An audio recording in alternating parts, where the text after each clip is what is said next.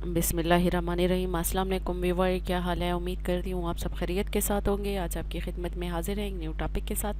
Video शुरू करने से पहले मैं आपसे रिक्वेस्ट करूँगी कि अगर अभी तक आपने चैनल को सब्सक्राइब नहीं किया तो प्लीज़ चैनल को सब्सक्राइब कर लें और बेल के आइकन को प्रेस कर लें ताकि आने वाली सारी इन्फॉर्मेटिव वीडियो आसानी के साथ आपके पास पहुँच सके। हमारा सिर्फ और सिर्फ वीडियो बनाने का यही मकसद होता है कि ये सारी इन्फॉर्मेशन, ये सारी अवेयरनेस इन द टाइम आप लोगों तक पहुँच सके, ताकि वो लोग जिनको इस इन्फॉर्मेशन के बारे में पता नहीं होता या जो दूर दराज इलाकों में रहते हैं और जो चाहते हैं कि हमारे तक ये इन्फॉर्मेशन नहीं पहुंचती, वो चाहते हैं कि हमारे तक इन द टाइम ये इन्फॉर्मेशन पहुंचे ताकि हम लोग भी इस चीज़ से फ़ायदा उठा सकें। तो ये प्लेटफॉर्म, ये सारी चीज़ें हमने उन लोगों के लिए बनाई है। तो अभी मुझे कुछ मैसेजेस आ रहे थे, ईमेल भी आई है कि वो लोग पूछ रहे थे कि prime minister youth business and agriculture loan scheme जो गवर्नमेंट ऑफ पाकिस्तान की तरफ से इंट्रोड्यूस की गई है, तो उनके बारे में इंफॉर्मेशन उनको चाहिए थी। वो कुछ क्वेश्चंस पूछ रहे थे, तो इसलिए मैंने अभी सोचा है कि इस पे कंप्लीट डिटेल वीडियो बना लूँ ताकि ये कि लोग बजाय एक दूसरे से पूछें तो उनको एक ही प्लेटफॉर्म में ये सारी डिटेल मिल जाए, ताकि वो इजीली इसको सुन लें और उसको फॉलो करके, स्टेप बाय स्टेप फॉलो करके अपने लोन को अप्लाई कर सकें। तो चलते हैं अपनी वीडियो की तरफ। तो आज जो मैं आपको बताने जा रही हूँ, ये अगर इधर वेबसाइट के ऊपर आपको शो कर रहा है बैंक ऑफ पंजाब की तरफ से, लेकिन मैं आपको सबसे पहले ये बता दूँ कि आप इसमें कोई एक बैंक नॉमिनेटेड नहीं है। आपके आसपास जितने भी कमर्शियल बैंक है, चाहे इस्लामिक बैंक हैं, तो वो सारे इनकी लिस्ट में ऐड हैं। गवर्नमेंट की जो लिस्ट है उसमें ये सारे बैंक ऐड हैं। तो आप अपनी मर्ज़ी का बैंक सेलेक्ट कर सकते हैं, या आप लोग, ये भी चॉइस है आप लोगों की कि आपके नियरेस्ट जो भी बैंक पड़ता है, आपके करीब तरीन जो भी बैंक है, आप उस बैंक को सिलेक्ट कीजिएगा।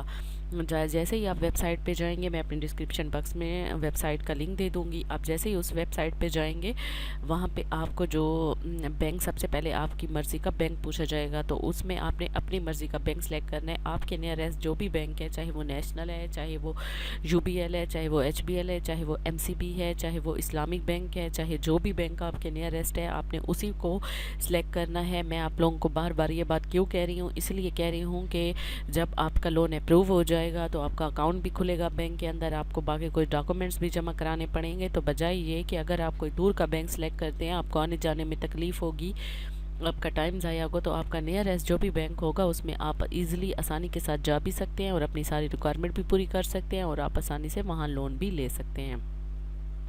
तो चलते हैं अपनी डिटेल की तरफ। इनका जो क्राइटेरिया है, ये जो लोन है ये प्राइम मिनिस्टर की तरफ से है। प्राइम मिनिस्टर जो है वो बिज़नेस, जो यंग मेल फीमेल हैं जो बिज़नेस करना चाहते हैं, उनके लिए ये लोन है। अगर कोई एग्रीकल्चर लोन लेना चाहता है तो भी उनको मिलेगा। तो इसके लिए सबसे पहले तो ये क्राइटेरिया है कि जो बंदा लोन के लिए अप्लाई करता है वो पाकिस्तान का सिटीज़न होना चाहिए, यानी कि पाकिस्तान का रिहायशी होना चाहिए। उसका कंप्यूटराइज नेशनल आइडेंटिटी कार्ड यानी कि शनाख्ती कार्ड भी होना चाहिए, और उसकी एज जो है 21 से 45 के दरमियान होनी चाहिए।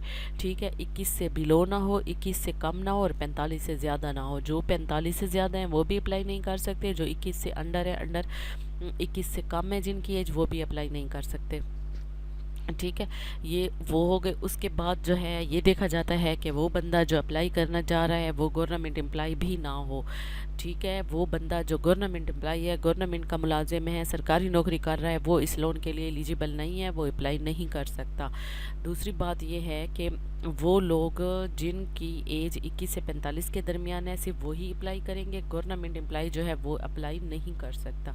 और कोई भी ऐसा बंदा जो किसी भी बैंक का मुलाजिम है, चाहे वो सरकारी बैंक है, चाहे वो प्राइवेट बैंक है, अगर वो किसी भी बैंक में सरकारी मुलाजिम है, तो वो, या बैंक का मुलाजिम है या सरकारी मुलाजिम है, तो वो भी इस लोन के लिए एलिजिबल नहीं है।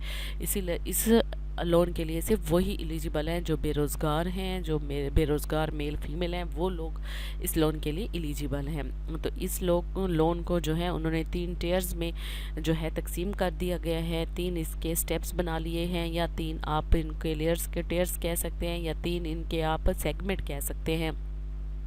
सबसे पहला जो सेगमेंट है वो 5 लाख तक है। 5 लाख तक जो लोन है आपका, वो आपको फर्स्ट सेगमेंट में मिलेगा। अगर आप 5 लाख से ज़्यादा लेना चाहते हैं तो 5 लाख से लेके 15 लाख तक का जो लोन है वो सेकंड टियर्स में आता है। 15 लाख से लेके 7.5 मिलियन तक जो लोन है वो थर्ड टियर्स में आता है। तो इसकी जिस तरह मुख्तलिफ सेगमेंट बना दिए गए हैं लोन की अमाउंट के, वैसे ही इनकी जो है टेन्योर्स जो है वो भी इनके टेन्योर आप अपनी मर्ज़ी से सिलेक्ट कर सकते हैं। और इसके अलावा जो इसका बाकी क्राइटेरिया है, बाकी जो डॉक्यूमेंटेशन है, वो भी इस हवाले से डिफरेंट कर दी गई है। ठीक है, जो 5 लाख तक है या 15 लाख तक है तो उनके लिए सिक्योरिटी गारंटर चाहिए होगा आपको, कोई आप गारंटर देंगे। गवर्नमेंट एम्प्लॉय ऑफ 14 या 14 स्केल से ज़्यादा का बंदा गारंटर देंगे। अगर आप 1.5 मिलियन से ज़्यादा लेना चाहें तो फिर आपको प्रॉपर्टी अपनी मार्गेज करानी होगी बैंक के पास। तो ये इसकी पॉलिसी है। इसके अलावा जो इसका मार्कअप है या जो इसका लोन की कैलकुलेशन है, तो वो मैं सिंपल आपको ये बता दूं कि इन शॉर्ट जो इजी अल्फाज में है, तो वो 1 लाख के ऊपर जो है इसकी पर मंथ आपको इंस्टॉलमेंट देनी पड़ेगी। वो तकरीबन 1500 से लेके 2000 के दरमियान ही होगी। ये मैं एस्टिमेटेड बता रही हूँ, ये कोई एग्जैक्ट नहीं है। एग्जैक्ट उस टाइम होगी जब आपका लोन डिसबर्स होके आ जाएगा। ये मैं आप लोगों को एस्टिमेटेड बता रही हूँ। उसके अलावा जो है लोन का जो टर्म्स है, लोन का ये सारी चीज़ें भी बैंक आपको कैलकुलेट करके बताएगा। जब आप जो बैंक आप सेलेक्ट करेंगे तो उस बैंक के अंदर जब आप जाएंगे तो उनको आप बताएंगे कि ये लोन हम 5 साल के लिए लेना चाहते हैं या कितने अरसे के लिए आप लेना चाहते हैं। वहाँ आपको वो एग्जैक्ट मार्कअप रेट भी बता देंगे, आपको एग्जैक्ट इंस्टॉलमेंट भी बता देंगे और अमाउंट भी आपको उधर बता देंगे कि आप कितनी अमाउंट के लिए एलिजिबल हैं। क्योंकि वहाँ पे आपका ID कार्ड नंबर, आपकी डेट ऑफ बर्थ, आपका सारी चीज़ें कैलकुलेट होंगी। और जब ये लोन आप अप्लाई करने लगो तो उस लोन के लिए आपके पास आपकी पासपोर्ट साइज़ पिक्चर होनी चाहिए, आपके पास आपका ID कार्ड होना चाहिए, फ्रंट बैक उसकी दोनों की पिक्चर्स होनी चाहिए, आपके पास ID कार्ड की फ्रंट बैक की पिक्चर होनी चाहिए, आपके पास पासपोर्ट साइज़ की अपनी पिक्चर होनी चाहिए, आपके घर का जो कोई भी यूटिलिटी बिल है उसका नंबर्स जो होता है यूटिलिटी बिल का नंबर वो भी आपके पास होना चाहिए। अगर आप एजुकेटेड, जो बंदा अप्लाई कर रहा है वो एजुकेटेड तो होगा, उसके पास अपनी लास्ट डिग्री भी स्कैन फॉर्म में होनी चाहिए। क्योंकि जब आप अप्लाई करने बैठोगे तो इसके 10 स्टेप हैं, 10 पेजेस हैं, उनको आप फिल करेंगे 1 बाय 1। और जिस जिस स्टेज पे वो आप लोगों से ये फ़ाइल मांगेंगे कि अपनी डिग्री अपलोड करें, अपनी पिक्चर अपलोड करें, तो आप वहाँ जाके स्कैन फॉर्म में उसी चीज़ को अपलोड कर देंगे। और इस तरह अपना सारा आप हर पेज को प्रॉपरली फिल करके उसको सेव करेंगे, फिर उसको सबमिट करेंगे, फिर नेक्स्ट पेज पे चले जाएंगे। इस तरह आप करके अपना सारा जो इसका जितने भी पेजेस है वो सारे आप प्रॉपरली फिल करेंगे और उनको सेव करके सबमिट कर देंगे। उसके बाद आपकी एप्लीकेशन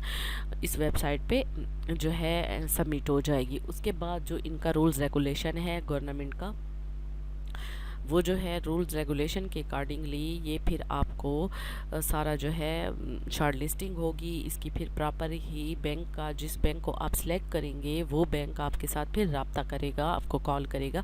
जो आप नंबर बैंक के पास रजिस्टर्ड नंबर लिखवाएंगे तो उस नंबर पे बैंक आपके साथ रब्ता करेगा और आपको बुलाएगा।